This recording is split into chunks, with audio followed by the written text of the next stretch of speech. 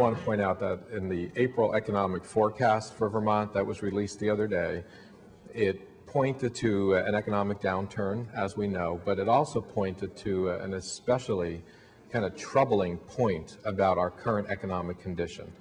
What they said in that report, if you looked closely, was that the new wealth that was generated during this economic expansion, which is coming to an end, was not shared with working people. Basically, they said, and I'm going to just read this one sentence, you'll find it in the report, but it said, despite record profits among Wall Street firms and big oil companies, growth has not been shared by all. The recent expansion will mark, and this is it, the first time since the government has been keeping such records that real median family income has actually declined during a period of economic expansion. And that's a really important point. While there were record profits on Wall Street and for the big oil companies, median family income actually declined during a period of economic expansion for the first time ever. And I think it's important that we keep that in mind as we respond to the current budget issues. Keep in mind that the gap between the wealthy and the rest of us is growing, that good jobs are being lost and being replaced with lower paying jobs, that here in Vermont, 8 of the 10 fastest growing jobs don't pay enough to allow those workers to buy a Vermont home. And for what it's worth, the governor actually, believe it or not, called for cutting affordable housing programs, given that fact. So the other thing is that the downturn is not an excuse to balance the budget on the backs of those who can't afford it.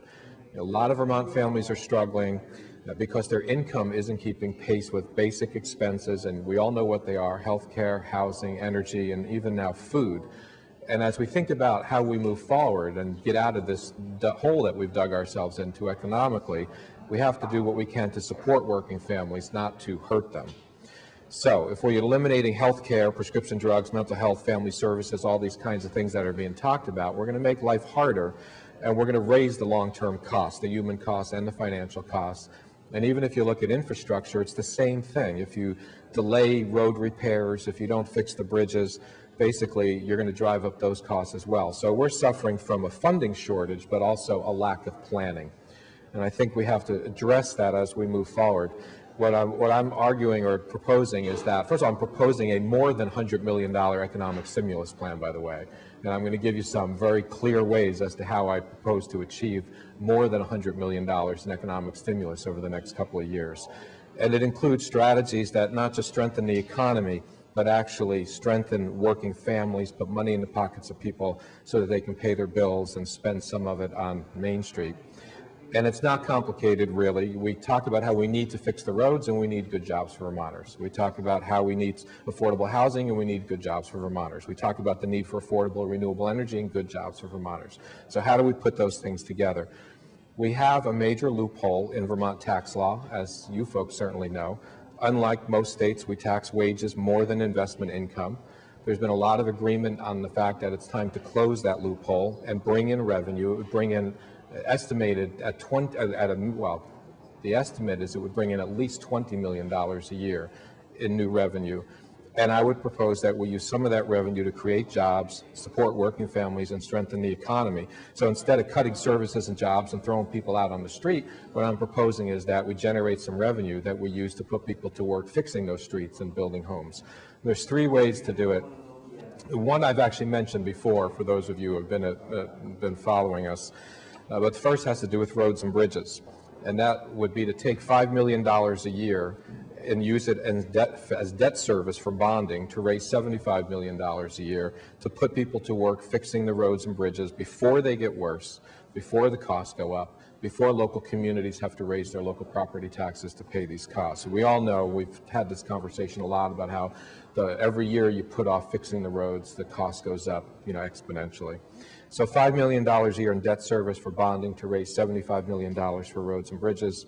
Second is affordable housing, $5 million a year for 4 years. That's $20 million in total to build affordable housing for Vermonters. And we know that the slowdown in construction is one of the sort of trouble spots in the economic downturn. This investment will help. It will create jobs and it will build homes for Vermonters. And what we're going to do is we're going to bring together architects and designers and others to actually design what I would call the, not the ultimate, but sort of the the best kind of most affordable Vermont home, a home that would be energy efficient, use renewables. It would be designed for our environment, and it will be built obviously by Vermonters, and it will go towards building the housing stock here in Vermont and getting construction off the ground again. The third one has to do with what we call green jobs, and that's $4 million a year for 4 years, $16 million total. And again, to support green, what we call green jobs, and what we're talking about is constructing and renovating and designing buildings that are energy efficient and support Vermont companies engaged in renewable energy technologies. So we're talking about $5 million a year as the debt service on the bonding, for $75 million for roads and bridges. We're talking about $5 million a year for 4 years, $20 million total to build affordable housing, and then another $4 million a year for 4 years, $16 million total to put people to work in retrofitting buildings and making buildings more energy efficient and integrating renewables into them. So that's the package that we're putting forward. There's been a lot of talk in this building and elsewhere about the capital gains tax. The governor, as you know, earlier proposed, closing that loophole. To me, that loophole, people are saying we have to wait, we have to put it off.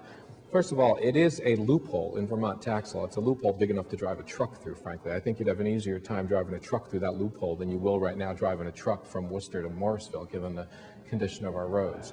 So I think that we need to not just talk about how we're going to cut budgets. We need to talk about how we're going to put people to work and how we're going to actually stimulate the economy to get us out of the hole we've dug in, because we haven't planned for it. So that's the plan, and we have copies of it that are available, I'm sure.